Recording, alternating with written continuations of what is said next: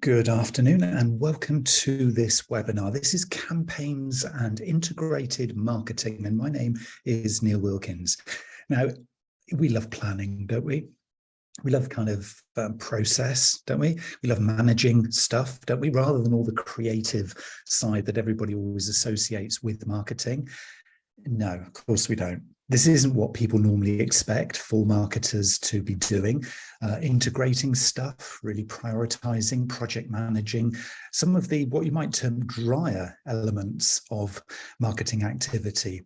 Of course, everybody sees us as marketers and as business developers, creating amazing campaigns and doing amazingly creative things through all the different media and channels that we have available. And that's, of course, all we do. And we don't really measure. We don't really do any kind of diligence and really sort of, structured practice, do we? Because we're marketers. Well, I'm about to put that all right. If your view of marketing is that it is all about the creative, hopefully, as we go through this session, I am going to give you enough evidence to demonstrate and maybe even prove that there's another side to this, that there is a side that allows you to focus on integrating prioritized work that you do across a variety of different channels, maybe lots of different types of content, maybe different styles of media, and also how to present this, all this kind of this mix of goodness, this mix of process to your colleagues, to the rest of the organization, to third parties, to your line management, because often we're actually having to pitch this stuff against other activities that are happening. And of course, you aren't necessarily going to be delivering all of this yourself. So it could well be that you have other key stakeholders in play, agencies, business partners. You might be doing stuff in collaboration or in affiliation with others. So there's a lot of things that are going on here. And what I'm going to do as we go through this conversation is to hopefully bring a structure to how you plan, how you integrate, how you prioritize, and how you get ultimately the very best returns from this kind of activity. And I'm going to call it campaigns because this isn't necessarily business as usual. A lot of us, if we're working in marketing, we're creating materials, we're creating communication, we're creating strategies, we're creating stuff that is business as usual. In other words, it is in the normal kind of day-to-day flow of operations and activities. But this is more campaign stuff. So this is stuff that is time bound. So it has a defined beginning and it has a defined end. And the beauty of that is if we can get this right, we can be super efficient, not use too much resource. And I'll explain what resource is in just a moment. And also get the best returns and very measurable returns because of the nature of the time-bound scale and the time-bound sort of design of a campaign. So that's really what we're looking at here. This is integrating activities that are very well defined, but that are time bound. So I'm going to give you the answer before we go into the detail. For me, the answer is, and I'm a really planful person, okay, so I love this stuff because it kind of gives me a level of confidence, I think, that I'm doing the right thing, but also really importantly, that I know where I am in the process. Now, a lot of the time, we find marketers busy chasing their tails. They're super, super busy. And if you ask a marketer, how's things going? Often what you'll find is that they'll say, oh, so busy. Now, actually, is it busy doing lots of things that are really valuable? Or is it busy, just kind of a little bit hectic, a little bit chaotic? And of course, this is a spectrum. We're not all perfect here. None of us are perfect. I'm not saying that because I've got a campaigns checklist that I'm going to share with you in a moment, that I'm doing this perfectly. No, we all do chase our tails a lot of the time. And that is because we're probably not prioritizing. We're probably trying to say yes to everything. And we're probably not getting the best value of the return of the investment of our time and energy and budget. So this is what this is about. So I have what I call an integrated campaigns checklist. Now, if you have a fingers to your keyboard or you have a pen to the paper, this is the time to make a list of the things that we are going to be covering. Okay, because breaking this down, I'm going to go through each one of these elements one by one, step by step, because this is what this is. This is a step-by-step process that hopefully will make you super efficient with the campaign planning that you do in your marketing, but also it'll allow you, and this is an important thing too, to judge one campaign against another. So when you're given the task, maybe your line manager comes in and says, hey, I want you to do this campaign over here. And you think, okay, but I'm already fully loaded with all the things that I'm doing. So this allows you then to use your campaigns checklist to be able to then either go back and challenge and say, do you know, I don't think this is going to give us enough value versus what I'm already doing. Or it allows you to bring in this new campaign idea and remove something else, because you've got a defined value that is greater than the things that you're already doing. So you can get really, really clever with this, and it will make you look super smart. It'll make you look in control. It'll save you from running around like a headless chicken trying to just do lots of stuff. This will give you the control and the pacing of successful marketing. And at the end of the journey, the last one is measurement, always is. It's return on investment. Then you've got a little bit of control over actually the outcomes too. Okay, so there's a lot to like about what might be termed quite dry project or program management, and using a checklist like this, but you will find yourself a much more effective marketer if you can get your head around this and maybe explore and experiment with it. Okay, so here are the elements of the checklist. I'm going to go through these one by one. You need a reason. First one is R, for reason. It's got to be a reason for doing this campaign. You don't just do it because you can. You don't just do it because somebody shouted at you to do it. There's got to be a proper fundamental reason.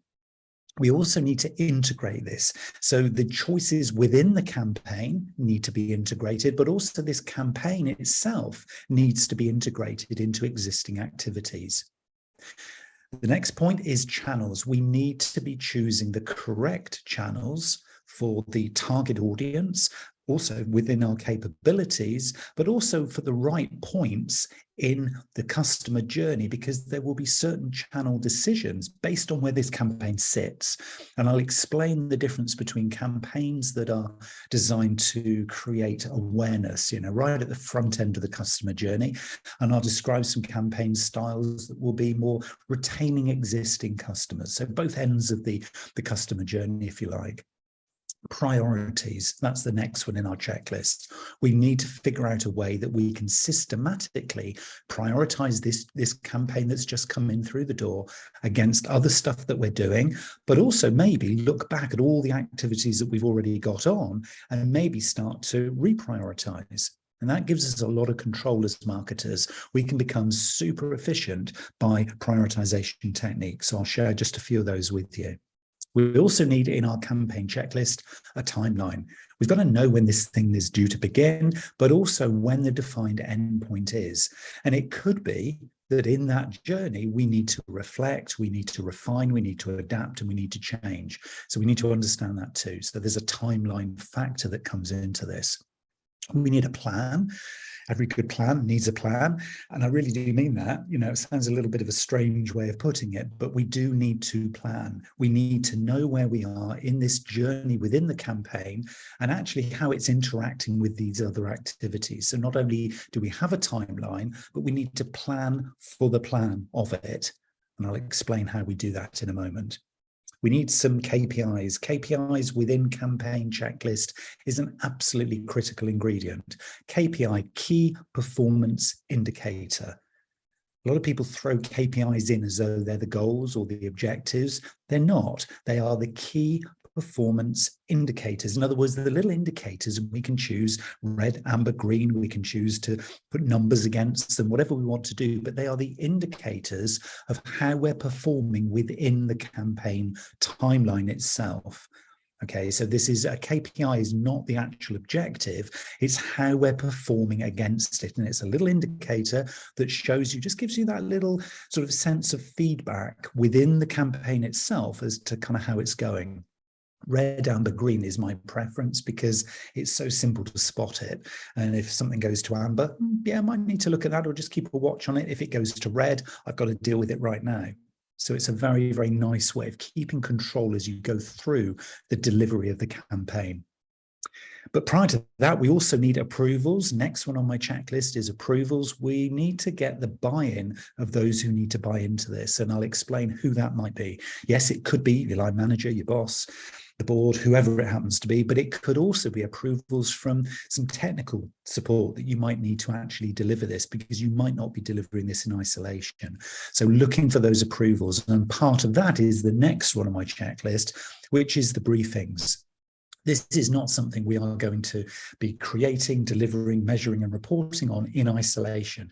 Even if we are a sole trader, there probably are others we need to be communicating with here as we do this campaign. So I'll explain how we can brief others and what the best practice is to get good returns from those briefing sessions. So if you have agencies, or you have third parties, or you have content creators working with or for you, then listen for that bit, because the briefing element of a campaign is critical for the final point in our checklist, which is the measurement. Because ultimately, why do you do a campaign? To get a good return. You need to get a return on the investment of the time, the people, the budget, the energy, and the marketing that you're doing. So the ROI, return on investment, is the key measurement point at the end of our checklist. So there we go. That is it. There is the answer in a nutshell. To me, the checklist for integrating our campaigns really, really effectively is just that. And if I'm doing a campaign for a client or for myself, I will religiously work my way through that. Sometimes I might do a light touch because I know it's very similar to a previous one, and I kind of know how that bit's going to turn out. So experience can fast track through some of these things. But if I miss any of these elements, then I know for sure that my program or my project or my campaign is going to be probably less measurable or less effective overall. So this stuff really does work. So let's go through these things one by one. So this is quite a fast track, I guess, masterclass in how to create an integrated set of campaigns, or an individual campaign in itself. So I would recommend, if you are keeping notes, that you write pretty quickly, but really work around all of these points that I've said in order there. So the first one is reason, the reason for your campaign. And this really is your guiding path, if you like, or this is your kind of roadway into the distance. This is going to be your reason for why you're doing this campaign. And really, it should be to deliver a time-bound return in meeting a business challenge. Okay, so why are you doing this campaign? It needs to be delivering some kind of value back to the organization, and probably it will be opening up an opportunity and leveraging that opportunity. And that could be that a competitor has missed out on doing something, and so you think, right, we're going to have a go at this. Maybe it's a little pilot campaign to kind of do something that nobody else has spotted. Or it could be a market opportunity. The market trends have shown that something is moving in a particular direction. So you decide you're going to leverage on this. So you're going to develop a campaign to, optimize the revenue opportunity for that market opportunity. You might also have a reason for the campaign is to showcase a product or a service or an event or a launch. Being really specific about the reason is this kind of almost glue between you and the others you're going to get involved. So be super clear for the reason for this campaign, because it really will, if you have others involved, it'll align everybody and the chosen resources that you need for the campaign towards a common goal. And that is really, really important. Everybody's going to tell you they're busy. Everybody's going to say, oh, I'm not really sure if I've got time to support you on this one, or, oh, I'm going to have to put the price. This is the agency talking now. Oh, I'm going to have to put the price up because we've got so much client work on right now. If you can align to a common goal that, one, makes them look good, but two, delivers your goals too, then you are going to get the support that you need. So being ultra clear on the reason for your campaign is the number one priority at the outset of crafting this plan that you're looking to do. Number two, why integration is essential. Now, the reason why you want to integrate all of the activity within the campaign, so you don't then just go flying off doing the stuff that you've always done, just because a social network has worked before, you're just going to do that and run the campaign through it, or you're just going to, do this particular campaign, you're going to let one that's kind of currently running that you haven't really been monitoring because you didn't really have the checklist. And so you're just going to kind of do what you've always done. Integration will start to really challenge the way that you've done stuff before. And if you can integrate this within other campaigns, we move from being project management to being what we call program management, where you have multiple projects under your umbrella. And ultimately, this is going to actually optimize a very timely focus of everyone's attention. If stuff looks like it's joined up, you will appear much more capable, much more in control, and much more in command of the situation, because of course you are. So there's an internal benefit of integrating this in with existing work. Also, it's really important when you actually think of the target audience for your campaign, because if what you do normally is what we might term business as usual, kind of branding activity, oh, we do ongoing advertising, or oh yeah, we post organic content in social, and oh yeah, we throw out all these newsletters on a regular basis, but actually they're not really kind of campaign based because they don't have a defined start and end. So, you know, they're just kind of, and I will use the word just, but they're just kind of business as usual. What a campaign does is it jolts the prospect or the customer, the existing customer, out of their usual perception of who and what you're offering. So a campaign can just kind of wake them up all of a sudden to pay attention. And this is what we're doing here, is really we're ensuring really as we do this that we have their attention. Because let's face it, you know, a brand who you bought from maybe 1 or 2 years ago, and they still send you that tedious monthly newsletter of the same old stuff with a special offer, but it is blah, blah, blah. How often do you click the link? You don't, do you? But if they were to do a coordinated, integrated campaign where you start to see a really consistent message across all the media through which you engage with them, suddenly, this is interesting. Oh, and there's a call to action that's time specific. I have to now register today, or I have to click the link in the next 12 hours, or something isn't going to happen. A campaign can jolt your prospect or customer out of that kind of lethargy, if you like, of the interaction with you. So you get their attention, and ultimately the integration will allow you to maximize the ROI because you've got focus. Things become measurable when they're integrated. If it is just, you know, one little thing's pointing over here, something else is pointing over there and sending people off into a different direction, it's very, very hard to measure the ROI because you haven't actually got a consistent stream of activity. And also, of course, the customer doesn't really know where you want them to go. So integration ultimately is really, really essential. And we're going to see this pop up a number of times as we go through this talk. The next thing is channels. Excuse me, getting overexcited with myself on this this topic of planning. I said, you know, planning excites me, didn't I? There it was, little sort of frog in the throat there. Channels, point 3 in our journey through this integrated campaigns planning. Now, there are 2 forms of channels. These days we have digital channels and we have offline channels. And you might say, well, yes, Neil, obviously. But for a lot of people, it's not obvious. What we need to do when we're planning our campaign is to look holistically at all of the channels that we have available to us.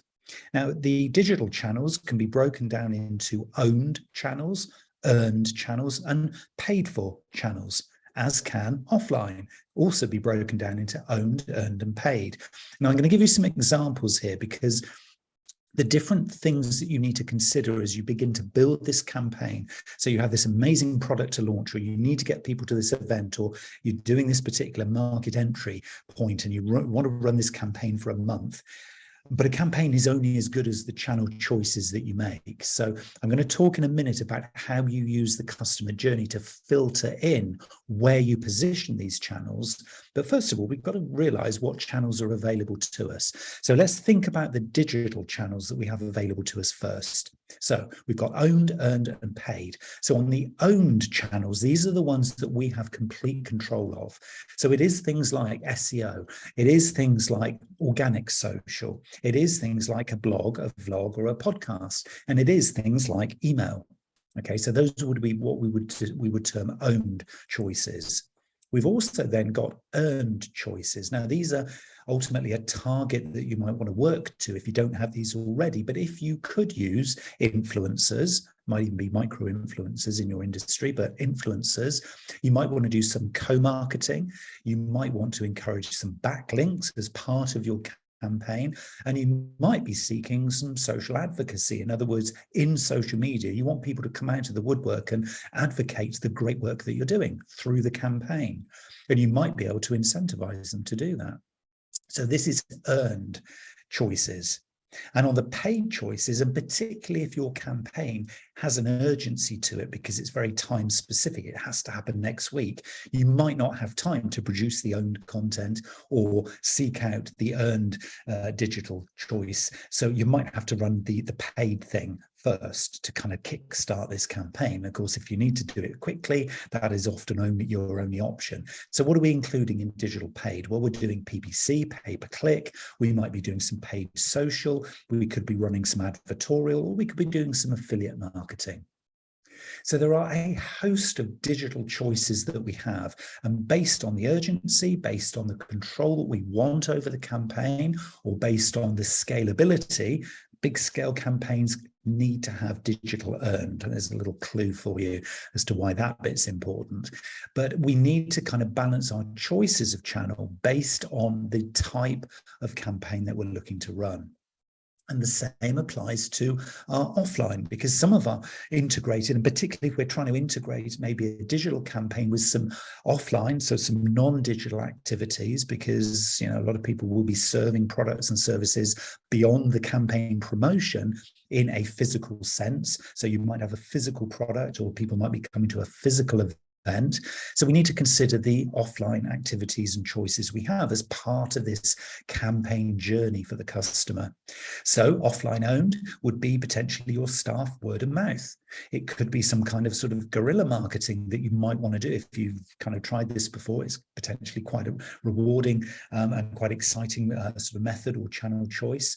You might want to pick up the phone and actually physically phone as part of your campaign. So a telemarketing, telesales kind of campaign. And direct mail, a very traditional offline channel choice here for a lot of marketers.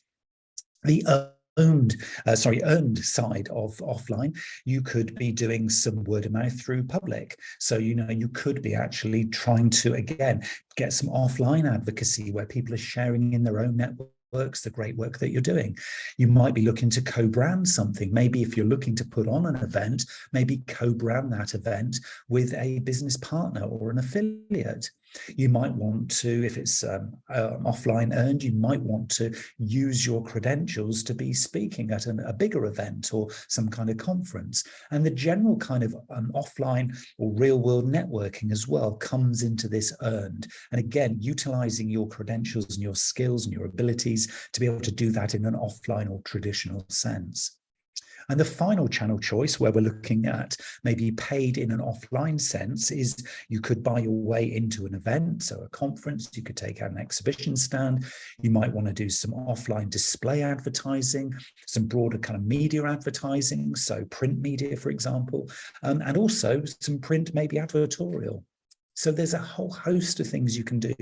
Most of us, when we think of campaigns nowadays, just think of digital. But remember, we're talking integrated channels and marketing here. So think about blending your online with your offline opportunities too. And particularly if you find that a lot of your competitor activity is digitally focused, is there a little opportunity to maybe take it a bit old school, and maybe at certain points in the journey of the campaign, from the customer's perspective, introduce some real world activities? That could also get interesting. There's a lot of research that talks at the moment about the resurgence of email, but also the resurgence of direct printed mail, because that's not where marketers' attention is. Marketers' attention is in social, as we all know. So is there an opportunity to complete that circle and come back in with something a little bit more traditional, because the noise isn't there, but potentially the customer's attention might be. Now, of course, there's a lot of choices in there. Now, this is a checklist, and some of these things you'll very, very quickly, based on the style of campaign you're doing, you'll probably say no to. And it might be that you just don't have the experience, or you don't have the resources, or you just don't have the desire to take on some of those options, but they are still there as options to you. So we need a filter really to help us make these yes, no, or maybe decisions about those channels that we're going to factor into our integrated campaign. And for me, I always come back to the target persona and the journey we're trying to choreograph for them. If you know me or we've listened to any of my sort of work before, or, we're working together already, and I do obviously have a mix of you on this particular session, then you will know, if you know me already, that I am very passionate about creating customer persona profiles, because it just gives those little nuances which help you in that detail, that granular level of understanding of the target audience, to be able to make those choices of which channel is appropriate. And what you don't want to be doing, and I find myself saying this a lot, you don't want to be dragging your target audience kicking and screaming into a channel that suits you but is really inconvenient to them. That's the last thing you want to do. You need to go and meet them on their terms. So if they like offline, you've got to go offline. If they want to speak to you on the phone, that's what you have to then be picking up. If they want it all digital, but you really wanted to see them face to face, tough. You've got to be doing it all digital. The choices and the prioritization comes from understanding them. So that's your first point, is that you're going to be choreographing within the campaign a step-by-step journey of experience, much as you would in business as usual, but this is a time-bound journey for this particular target persona. So don't think that this campaign is going to appeal to everybody, and don't think it's even going to appeal to all of your customers or prospects. Be selective. The most appropriate integrated campaigns, the most effective ones, come from when you get super targeted, okay, almost to laser targeting. Choose a small number of your personas, or even a single persona, and select or create and choreograph a journey through the campaign, click by click, experience by experience, phone call by phone call, visit by visit, whatever it happens to be within this campaign, to get them to your target destination. And think about the campaign as being building awareness, converting that awareness into some kind of behavior or lead, or converted into a piece of business. And then what are you going to do with them after that? Think about the retention phase too. And of course, your choice of channels that we've just been talking about will be fitting into that journey. So the channels don't sit there in isolation. This is what we mean by integration.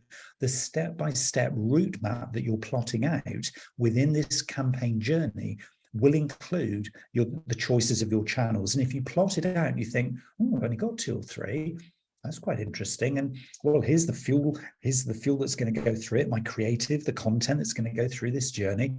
I only need 2 or 3 actual campaign channel choices. I don't need as many as I thought. I wanted to do about 10 different things. And wow, look at all this. I'm pointing over here and I'm doing all this in social. And actually, the journey was quite simple. And often that is your filter, and you will find yourself being really, really happy to see that less is more. Because if you can get that conversion, if you can deliver the result on the campaign by doing fewer things, your ROI has just increased. Your ROI has just improved because of the efficiency. So careful targeting of the persona, using their relevant channels, fueling those channels with appropriate content that is appropriate at each step of the journey. This is what we call critical path customer journey mapping. I'll say that again, critical path customer journey mapping. And it is drawing this out. When I talk about a map, I do genuinely mean a map. Get out the sticky notes, get out the big flip charts or the whiteboard, and actually plot this campaign out from the customer's perspective. What are they going to see? When are they going to see it? Through which channels? Online, offline, or a blend of those, and what content and media type is going to fuel those channels. And actually, what are my targets? That's the next interesting point, is what are my targets going to be through each point in that journey? We'll come on to that in just a moment, because by this point, you will have probably found that you're starting to think about, oh, goodness, actually, okay, there are only a few channels, but actually, when I plot it out like this campaign is actually bigger than I thought, or this campaign needs to be a little bit longer because I need to kind of stretch the time out a little bit, because I've got to give the customer time to think, or time to respond, or time to come back to me with this, or time for me to serve that. And so what we find is, once you've done the mapping, you've done the plotting, you've opened up your content choices, your channel choices. You've done the choreography of this campaign journey, if you like, as we've called it there. You've got the critical paths. You know where you want them to go through, click by click, visit by visit. And then you realize, oh, there's quite a bit of stuff to do there. Okay, so now this then, as a campaign versus everything else that I'm doing, I need to be kind of really breaking this down into some manageable chunks of activity. And this is where I would say your choices become both strategic, but also tactical. Now, I always kind of like to use the filter technique when I'm prioritizing stuff of must, should, could, and now, soon, later. I would always be working on the things I must do. If this project or this campaign comes into the, yeah, I probably should do it, then it's something worth parking for now. If it comes into the could category, when you think, is it a must? Is it a should? Is it a could? The coulds, I'll let you into a secret, you're never going to actually do because you're never going to have the time. But that's fine because then you've prioritized it out. Now, what you're doing is if you're putting this into the existing mix of stuff that you've got on, and actually if you run everything that you're doing through this filter of must, should, could, you might find that some of the things that you're doing right now go into the could category, and you were just doing them because, well, it was convenient, or you thought you might get some quick wins, and yeah, they're not really adding that much value, or they're not really that measurable, so I'm not really sure. Those things are probably in the could category. So now you can look at your campaign and say, right, does this take over the place of anything else that we're doing? And if the answer is yes, it goes into the must, because we must do this. This is a time-bound opportunity where if we don't do it today, we're going to miss it. Okay, well, then it's a must. But now I want you to run all of the musts that you've got in your criteria through the now, soon, or later. You've decided that you must do them, but when are you going to do them? You can do them now, and that really does mean now. You can do them soon. You can decide when soon is, or you're going to do them after that. You're going to do them later. Must, should, could, now, soon, later is a lovely way of just getting a real sense of the urgency, but also the importance of the activities that you're doing. Because a lot of us get kind of carried along on this wave of, oh, everybody's shouting about the urgent stuff. And we miss the trick of actually some of this stuff is going to be actually really good longer term value for our brand. And then all we're doing is we're just getting caught up in the chaos. So by phasing maybe even your campaign into little micro phases, maybe doing step one or phase one as a must now, and then leaving step two maybe as a sort of a second part of the campaign later whilst you deal with everything else, it allows you to then phase in this campaign alongside everything else in your busy day. And I always use the analogy because some people sort of say, yeah, that's all very well, Neil, but you know, I'm being tasked with delivering this month's revenue. I'm being tasked with, you know, creating some sales leads, or I'm being tasked with, at the other end of the spectrum, you know, building a brand here. It's not so much about today. It's all about, we've got to craft a brand here. So what I would be saying is, okay, I need to kind of balance today with tomorrow. So I would always be looking for my campaigns that I'm running to be doing two things. Okay, within this kind of prioritization. One is that they need to be doing basically delivering the low-hanging fruit. Okay, so there could be some low-hanging commercial fruit, the little quick wins, as I call them. And they don't have to be huge numbers, but just let's get some quick wins from the campaign. But I always have to balance that with making sure, and if it's going to make the cut here, it has to also deliver longer term brand value. In other words, I am not going to sell my soul for some short-term gains for this campaign if it's going to be at the detriment of the longer term brand value. But also, I'm not going to just focus on long-term brand value things when actually I'm missing out on getting sales today because I won't be in business next year.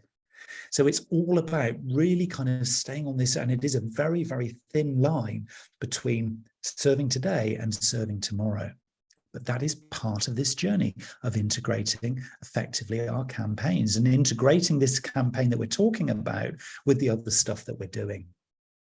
So let's assume it's made the cut. Let's assume that you've decided, okay, I know who I'm targeting. I've plotted out a journey. Yeah, we've got a critical path. We know what we're going to do. Put some channels in there. We know roughly what content we're going to do. I'm not talking today about the creative production of content. That's for another day. But we're deciding that, you know, we've got some content to fuel these particular channels that we've chosen. how are we now going to put this thing together? Because I've got to actually manage this as a project. Well, my default go-to project structure is always SOSTAC. Go to prsmith.org if you've never heard of SOSTAC, SOSTAC. It comes with a little registered trademark there. Paul Smith has an amazing framework that a lot of us are now using in our day-to-day activities. SOSTAC for me, yeah, it's great for those big business strategy planning days, but it's also great for little campaigns and even little micro-integrated campaigns. And what it will do is it will allow you to position the campaign within the context, both macro and micro, of the world around you. So it gives it a sense of position, if you like. It gives it a sense of meaning. So SOSTAC will say to you, right, and it's the first S, which is situation. Like, why are we doing this? Where does this fit into the bigger picture? Now, where's the opportunity? Where's the threat? And what are we going to do about it? SOSTAC also reminds us that we need to, before we kick the campaign off, and actually before we try and get some budget or some resource for it and sell it through into the business, we've got to set some truly smart commercial objectives. And I do mean truly smart. Campaign objectives that say, oh, to build brand awareness. Honestly, if you hear any marketer ever use the phrase brand awareness and then not give you some commercial objectives that go alongside it, ask them or show them the door. It's the lazy marketer's mantra. Brand awareness means absolutely nothing to a business. Genuinely, it really doesn't. I've been in this world long enough to know that there is no value of brand awareness. You need brand awareness. You need people to be aware of your brand. Of course you do. But it's what you do with that awareness that counts. Okay, so when we talk about campaign brand awareness, it's about just that first step on the journey within our carefully choreographed, mapped out campaign journey. It's not the end game. We've got to dig deeper. We've got to push ourselves harder. The commercial objectives come from the output of this campaign, not just the creation of some awareness. Lazy marketers, you can do better. So truly smart commercial objectives, specific, measurable, action-orientated, realistic and time-bound. Smart. Do a little search for that if you're not used to setting smart objectives, because this is what we need at the start. And the SOSTAC process will encourage you to do that. It's the O of the SOSTAC, SOSTAC. Then we move to the strategy and the tactics. Strategy being the medium to longer term position that this campaign is going to take you to, and the tactics being the commercial benefits now, either this month or this year. And the A and the C stand for action plan and control. And this is where we begin to build a clearly resourced action plan. And I do mean clearly resourced. In other words, who's going to do this stuff? It's all very well creating this beautiful campaign plan, all beautifully mapped out, but somebody's going to actually have to do the work. Somebody's going to need to create the content, measure what happened, refine it if it doesn't really work the first time, place the ad, watch how people interact with the ad. Again, refine it or reposition it. Maybe take a channel choice out because it didn't work and put another one in. So constantly resourcing this campaign plan is vital. Otherwise, it's just a theoretical model. So what SOSTAC does, it allows you to then begin to put into the mix and into this journey your KPIs. I talked about KPIs right at the start, the key performance indicators. Now, these should become a little bit more obvious as to where these fit, because a KPI isn't something that you set at the beginning and measure at the end. This is part of you watching this journey, this critical path, beautifully mapped out journey within the campaign, click by click, visit by visit, whatever it happens to be, using all these channel choices that you put in there. Your KPIs, your key performance indicators, potentially you might have one or two at each of these channels. You might have one or two that relate to the type of content you're pushing through those channels. The KPIs are indicators at each call to action. In other words, at each point where the customer has to make a decision as to whether to go deeper into this campaign with you, to click that special offer, to redeem the voucher, to sign up, to actually make the purchase, whatever it is you're trying to get them to do, you want at least one KPI at each call to action, because then they're helping you to directly answer how you're progressing against those smart objectives that you've just set. Now, of course, here we go. Let's get some examples of this, because if this is kind of new to you, you want to kind of know really what I mean here. So there are two types of KPIs. I would say there are short-term key performance indicators and longer-term KPIs. So the short-term ones could be things like engagement, conversions, and basically cost of acquisition, if you like. So it could be how much the customer actually costs you to get. It could be, how many actually converted from redeeming that voucher. It could be actually how many people clicked through, posted a comment, and then did something as a result of that particular activity. The longer term KPIs will be something that might relate to the customer lifetime value, or if you're looking to use this campaign to improve customer satisfaction, it could be something like your net promoter score, your NPS. It could be the overall return on your marketing investment. Those might be longer term KPIs that you're looking to then have in this mix to monitor the progress through this campaign. So just some examples there of the kinds of KPIs that you might want to put in. But the key here is that you need a little indicator for you to monitor how you're progressing in the campaign at each call to action. That's at each moment the customer is required to make a decision and do something. So what do you have now? You've got your target persona, you've made your channel choices, you've put that into a clearly and cleverly mapped out campaign journey for them. You've got your content ready, you've set your key performance indicators, you know what your targets are, you know what you're trying to achieve, you've got a SOS-TAG plan now to kind of bind it all together in a logical sense. And now is the time to go for management approval. So this is the bit where what you're doing is you are considering what I would term a multifunction campaign pitch. In other words, you want your pitch to try and get this campaign bought into, maybe because you need budget, maybe because you need some other resources of certain people around to help you do this, maybe you need just time, maybe you need to replace your time with this campaign. So you're putting your pitch together here. Now, the reason I call it multifunction campaign pitch is because you're not just probably talking to one discipline here. You might be talking to the marketing director, but you also might be talking to an operations director or a product director, or you might be talking to the finance director if this is a big ticket, financially big ticket campaign that you're pitching. So thinking about your campaign pitch from multiple angles, rather than just, hey, here it is in marketing speak. Talk about your campaign pitch in financial terms, in people terms, in time terms, but ultimately in return on investment terms. And agree with everyone what success from the end of this campaign looks like. Because again, depending on who you're pitching this to, they will have a different take. The HR director will obviously have a very different perspective on this campaign from the finance director, from the marketing director, from the sales director, from the senior board level directors. What is going on here in your organization? Learning kind of who the points of influence are, who the key decision makers are, but also the language to then replay and translate your pitch back into that team or into those individuals is absolutely critical. So identify with them and agree what a good outcome from this would look like, because then you can get commitment in writing to achieve the ROI of the resources you need based on a really clear definition of success.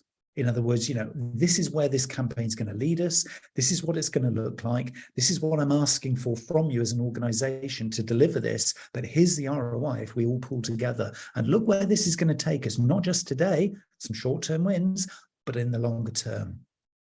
And then actually not just saying, okay, great, now I've got all these resources and I've got the budget, I can go off and do it, but actually clarifying with this management approval the reporting of what, to whom, and when, because you don't want to then just disappear and then come back 6 months later with the campaign report.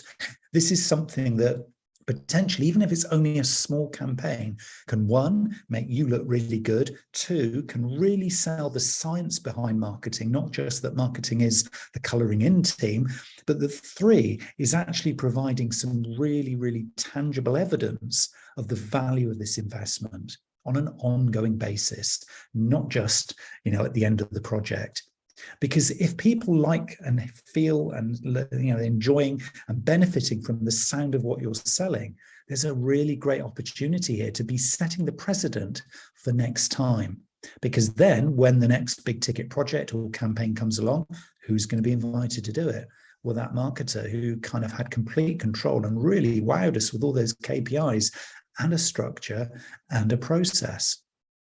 And now, of course, the final point, one of the final points really here, is to then be pulling your team together. Now, this isn't a directly kind of project management related sort of conversation here, but what we are looking for here is to be able to then brief others who might then be contributing to your campaign. Now, particularly if you use an agency. So I'm just going to use the agency example here. They will benefit from a full SOSTAC style briefing. Okay, don't just give them the targets and say, look, we need this channel with this content. Can you just deliver that?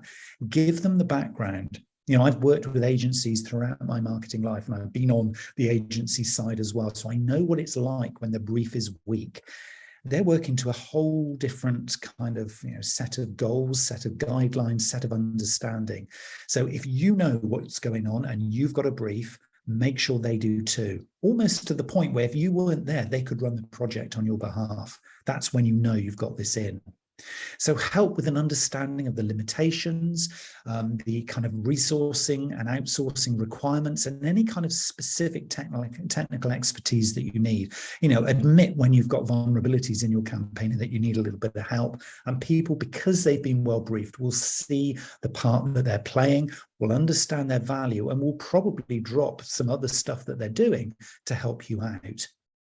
Make sure as part of this briefing process that you agree in writing the terms of engagement and reporting, because if you've promised some stuff that you're going to deliver on an ongoing basis back to the management team, well, you need to make sure you're well armed too. So agreeing in writing the terms of engagement and actually what you need from them, and particularly if somebody else is doing the KPI monitoring as well, you need to be obviously on their radar constantly. So make sure you get what you need to be able to then sell this hopefully really positive story further back upstream. And make sure that in this encounter with them, that the briefing then doesn't mean that you then turn the back on them and you just carry on with what you were doing. And then you say, oh, no, come back to me at the end of the campaign. This is all about ongoing monitoring and adjustments through the campaign. So keep your virtual or actual physical door open to the agency or any third party who is working with you, because they'll benefit from it, but also so will you. Open, authentic and transparent communication within the progress of the campaign is vital if you're going to get this top ROI that we're talking about at the end. And so we've reached the end. This is the final piece in our jigsaw. This is where we're looking at scorecards, analysis and reporting. Now, I would always say within any style of campaign, don't just look at those numbers. Don't just be reporting the information, the data, the numbers. Most people don't understand what you're talking about. If you talk about engagement, reach, and and the like, and all the sort of stuff that you see in your social media insights, the vast majority of people will not understand what you're talking about. You're talking a language they do not understand. So turn the information into intelligence. In other words, help them to see what is actually going on by you interpreting those numbers and telling them the backstory, and present it in what I would term a balanced scorecard philosophy. In other words, give them the numbers, give them the context of those numbers and your interpretation, but also explain the impact on the project, explain the impact on the budget that you've spent. Show and share how you're integrating, the communications with the people you're working with on the campaign, both from an internal and from an agency perspective. This more holistic, rounded way of reporting, rather than just, hey, we hit the number, look, we got those leads, didn't we do well? Everybody's going to benefit from understanding a little bit more at a granular level about actually how you are doing this, because you don't want to keep this all to yourself. Celebrating and showcasing the success, capturing the process for future continuous improvement, but really importantly, ongoing campaign legacy creation. Think about that, ongoing campaign legacy creation. What you're actually doing using this checklist, integrating stuff, getting everybody involved, is you're creating a mindset within the organization that can be replicated next time. And because I use the words continuous improvement, There is an acceptance that this is not going to be 100% successful, but you'll get it to a certain percentage of success. And then maybe when you set your KPIs and your SMART goals for the next campaign, you can increase that, maybe just 1 or 2%. Maybe that's enough. Maybe it's 10%. But by having those open and honest conversations with the line management, with your agency, with your colleagues, with your technical people, you're opening up an opportunity there for everybody to learn about continuous improvement in the whole marketing campaign and integrated comms sphere. And because we don't need and really don't want to be doing this in isolation, because a lot of the content that's going to go into our campaigns, a lot of the expertise, a lot of the knowledge, a lot of the products and services that come into our campaigns are not created and owned by marketing. They're owned from the rest of the organization. We do need to be using campaigns to get the buy-in from everybody else that we're working with. So there's a huge opportunity here to be evangelizing what marketing is doing through the process of campaign management. And that word integrated, which I've said probably about 50 times in this particular talk, is so crucial, because by integrating it, it gives that level of confidence. And so I've got 3 tips here now to finish off and to share with you to kind of bring this whole thing and all these little points in our 10-point checklist round to a conclusion. So my top 3 tips here are that to avoid marketing that is not part of a wider, deeper context. By having this kind of a process, it gives you the opportunity to critique new stuff that's thrown at you, new opportunities that arrive on your doorstep, things that you spot in the outside world and you think, oh, we could do that. But now you know there's a must, should, could. Is that idea good enough to kind of move up the tree from could to should and even to must? Well, if it doesn't actually show that you're improving the situation of your organization from a wider, deeper context, then the answer is probably no. Okay, so you're looking at this longer term brand value from your campaign. And so any marketing that isn't contributing to that, I'd say pause, literally do not use. Integration also means your audience knows what you want them to do next. This is key. I did really labor in the middle of this talk, I labored the point about carefully choreographing the route map of experience, of clicks, of engagement through your campaign, click by click, visit by visit, engagement by engagement. Integrating this and making it super clear what this journey is for your target audience means that they know what you want them to do next. This phrase, call to action, is so key. And because we put our key performance indicators at each of these calls to action, where we want them to do something, click the button, visit us here, pick up the phone, dial this number, give us your credit card details, buy this, whatever those calls to action are, with our key performance indicators in those moments, your target audience will know exactly what you want them to do next. So campaigns really, really must have clear calls to action and then be integrated throughout the journey. Final top tip is set key performance indicators. I've mentioned these KPIs multiple times. These are the lifeblood of a successful integrated campaign. So set your KPIs, measure and analyze at every single step in your customers' journeys. And customers' journeys, not customer journey, because different customers have different journeys, and different journeys might mean different channels, and different channels will probably mean different content. So this stuff is complicated, and you'll only be able to do successfully integrated campaign marketing if you prioritize. But by setting clear KPIs against these SMART goals, you'll be doing the right thing at the right time for the right people and in the right way, and then communicating the right stuff back into the organization to get the right rewards, really, that you deserve as a marketer. So it's not rocket science, but it is detailed. I said at the start, this was really a celebration of process management. We haven't yet at all at this stage talked about how you use those channels, how you create, exciting, motivating content. That's not what this is about.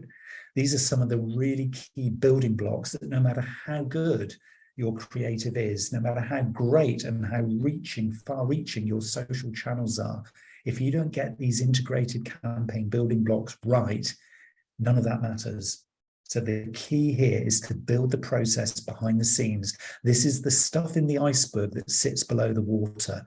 So it's the exciting stuff that sits above the water that your customer's going to see, but you've got the process, you've got the targets, you've got the KPIs, and you've got the ROI in your iceberg below the waterline. And if you do that, you stand a really, really good chance every single time of getting the best return on investment that you can. So thank you for listening. I hope that's really helped you. I hope that you'll be able to follow that checklist, those 10-point action plans. If we are not connected and you'd like a copy of this, connect with me on social at Neil Wilkins X. That's at Neil Wilkins X, LinkedIn and Twitter, probably the best two to get hold of me on, but other social networks are available. And I will very happily send and share this with you. If you've got any questions regarding this particular broadcast, then I'd be, again, very happy to answer those. So if you're finding any sort of particular channel challenges or any particular KPI or objective challenges, just let me know at Neil Wilkins X, and hopefully we'll be able to meet each other again in the next exciting episode of how to plan marketing and get best return on investment. Thank you again. Have a great day and good luck with your integrated campaigns.